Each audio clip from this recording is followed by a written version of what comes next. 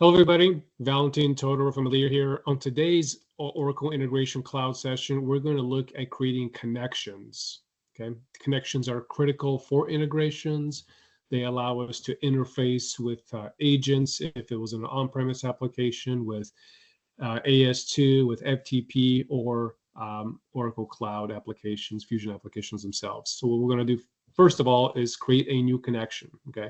By clicking the add button when we're inside of our project, you can see that we have a slew of available connections that are pre-built out of the box.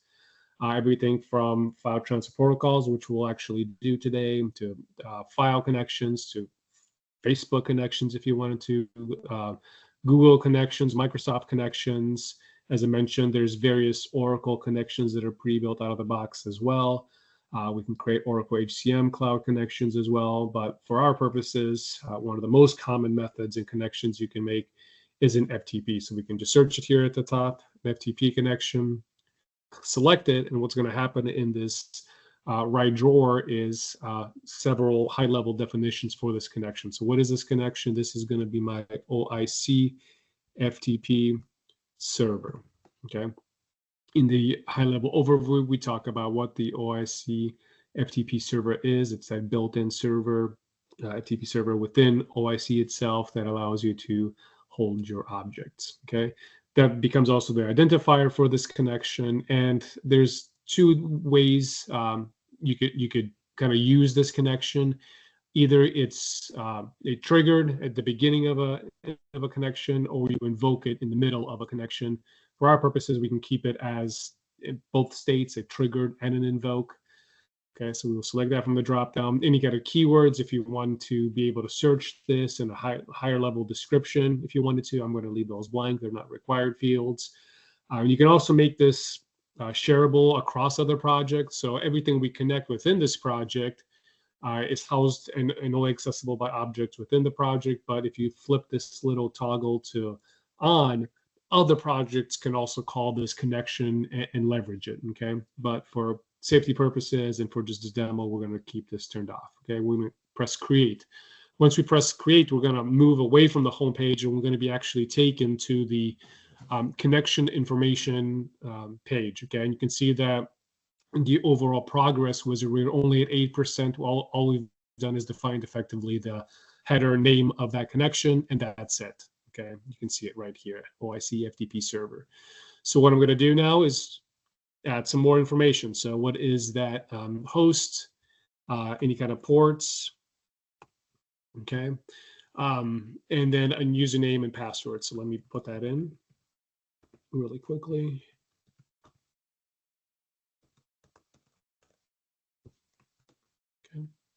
And what you can do now is just test it. You could save, but it's actually, the test will do that for you. We want to test, and this is actually going to fail. Okay, you're going to say, yes, I want to test it.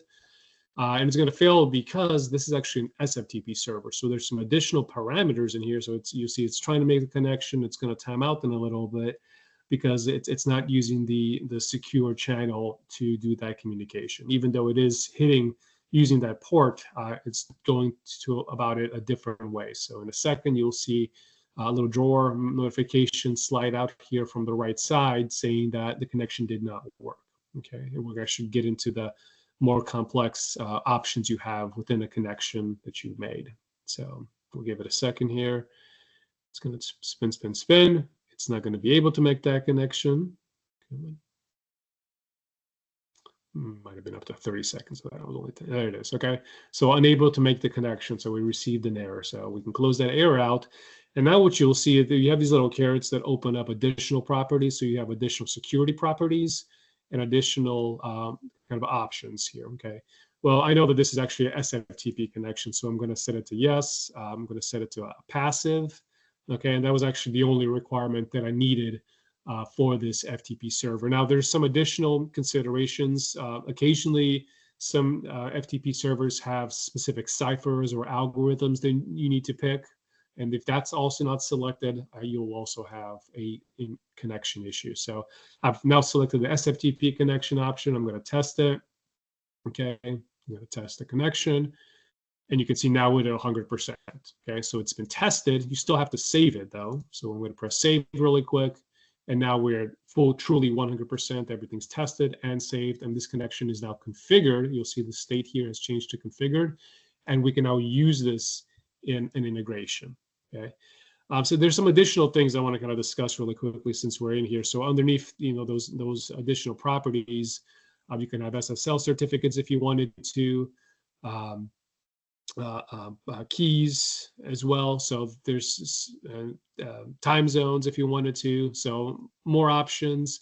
If you are using PGP keys, which is something that I see very common with a lot of integrations, you want a pretty good encryption, encrypt your file as it's being transported through an FTP. And if you have a public key, private key, and a passphrase, this is where you want to actually load them. Okay, so you can see here that we have the public key. You can upload it right here. Okay, you can put in the private key password. Okay, and this is where you would load it all, right? And of course, with the PGP keys, you want to have, if you have, say, an inbound integration, so a vendor is dropping off a file within their server, you want to give them a public key that you have generated yourself, right? In your internal house, you want to generate the public, the private, and the passphrase.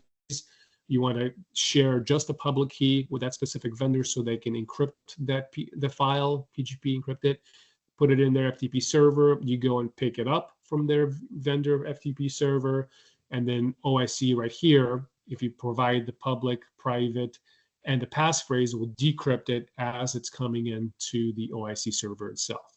Okay, and this is where you maintain it.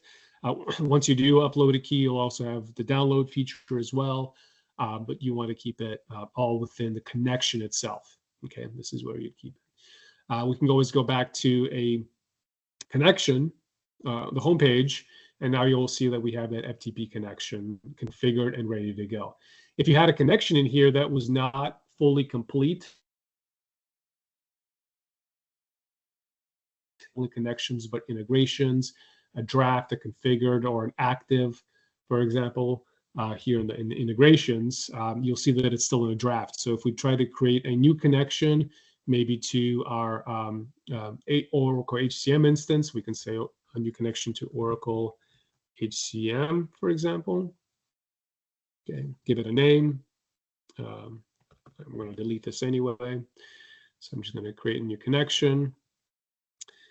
All right, I don't actually have my host ready, so host.com, a user and password, test and test, for example. You could save it, but it's in a draft state. You see how this says draft here? It's saved. We're working on it. We have not tested it. This is going to fail, of course, because that is not a real, so it's not going to work. We're waiting for everything to be configured. So that you see this is in a draft state right now. There's a sample HCM connection, whereas something that's fully working and tested is going to be in the configured section, right? Another thing to note, if you do create an integration and use this, and you go back to alter it, there will be an additional drawer that comes up for your connections that allows you to close out an integration and then reactivate an integration. Let me mock that up very quickly for you. Let's create a very quick integration here. Test 1, 2, 3. Okay. Very simple integration. We're going to use that connection. So I'm going to click plus, use that. Call this test connection. Misspell it. That's this. Maybe we're going to read a file from the test directory, mock.txt file. Okay. We're not going to enable that. Okay.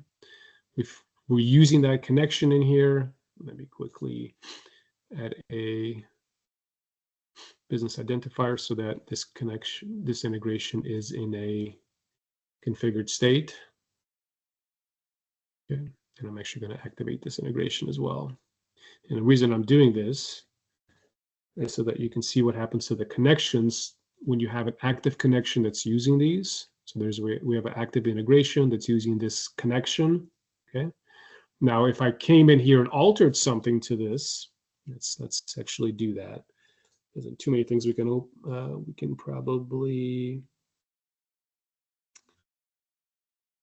change the time zone. Probably should not affect things too much and break it. Hawaii sounds like a good place.